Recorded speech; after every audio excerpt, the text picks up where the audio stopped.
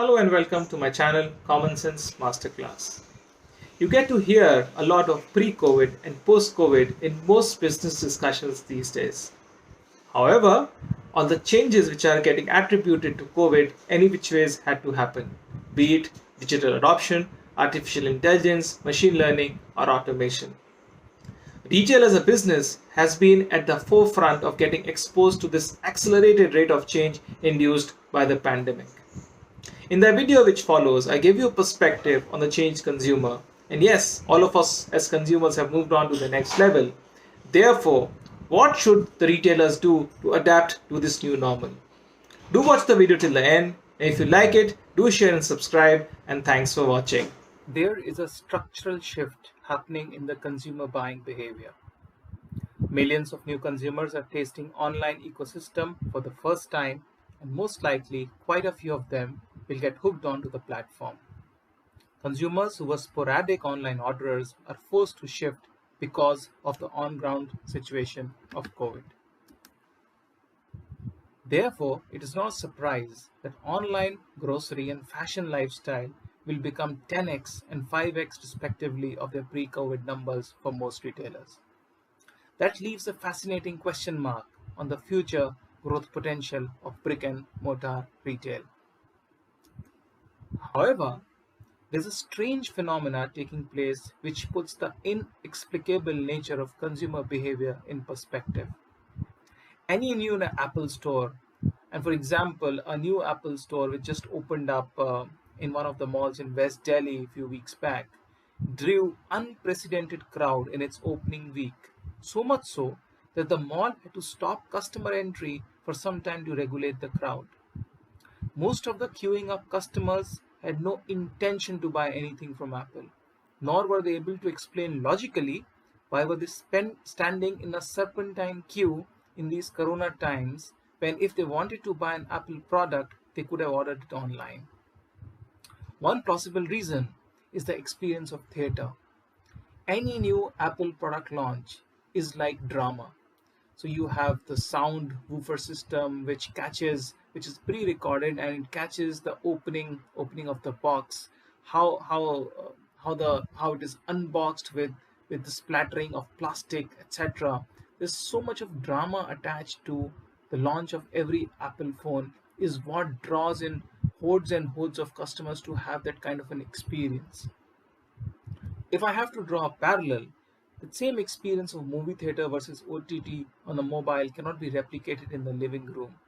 And that is what draws and will continue to draw customers to movies, which will be the experience of watching it in large screen with Dolby surround sound. Brick and mortar needs to learn from this very, very quickly. Till this time, the reason why customers preferred these stores was the assortment, availability, service, and the best price, which were the differentiators for all these years. However, online has more or less usurped most of these differentiators. But what online cannot compete with is the physical space of the retail store. This is the strategic advantage of the physical store which needs to be harnessed to survive. Product on the shelf, technology on the store, experiences while buying, and surprises through the journey will be the bedrock for success. What it does not necessarily mean only an upgrade in the physical aspects of the store. Retailers are increasingly talking of new retail identity, but from a consumer lens, the new retail identity looks wow on the first visit, less wow on the second visit, and is the new normal on the third visit. The rule book for success and survival will definitely need to have the following. Availability. Availability is right product, right place, right time. Likability. Likability is, if you talk from a fashion point of view, it is seasonality, trend, and quality. If you multiply all these is where you get likability. And the third is affordability. By affordability, I mean, is it real value for money? A 9,000 rupee shirt can be value for money for some, while it may be unaffordable for a lot.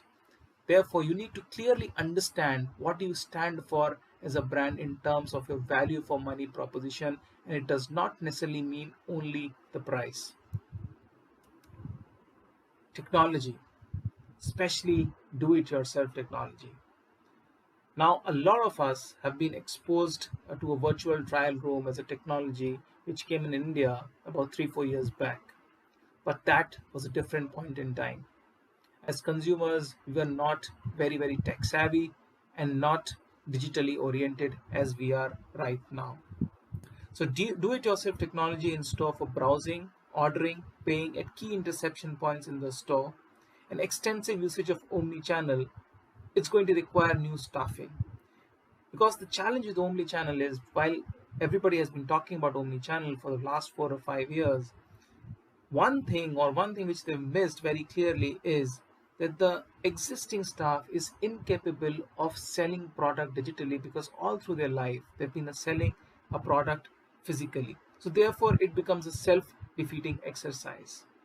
So very important, this will form a completely differentiated experience for a consumer who will look for something which is a hybrid, which is not exactly offline and which is not exactly online, and this will be the sweet spot of operating for the consumer of today.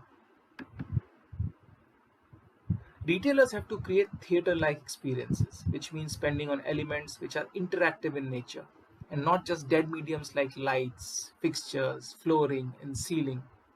Create a coffee kiosk, a gaming station, a workout arena, grooming spot, nutritional advice spot, flash mobs, laser shows, all of this done in aesthetic setting.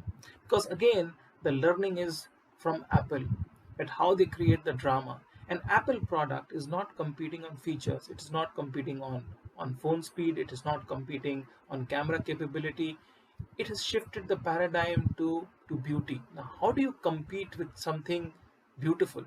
How can maybe Samsung can make better phones than Apple, but it cannot compete on beauty.